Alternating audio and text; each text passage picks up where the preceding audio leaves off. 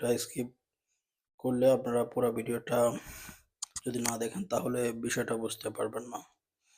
তো দেখতে পাচ্ছেন আমার হাতে যে লাইসেন্সটা আছে, এটা আমি আজকে হাতে পেলাম।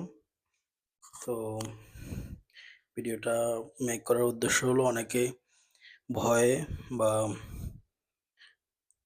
মানুষে বলে যে এই ওইখানে স্কুলের মাধ্যমে নিলে প্রবলেম হয় বা অনেক সময় হাতে পাওয়া যায় না বা ফেল করে দেয় ইচ্ছে করে। আসলে এগুলো পুরোপুরি টোটালি মিথ্যা কথা, মিথ্যা ধারণা।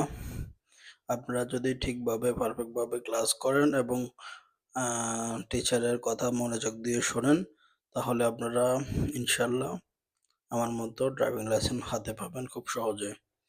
তো প্রথমে আপনারা যে কোনো মক্তব থেকে বা আপনারা নিজেরাই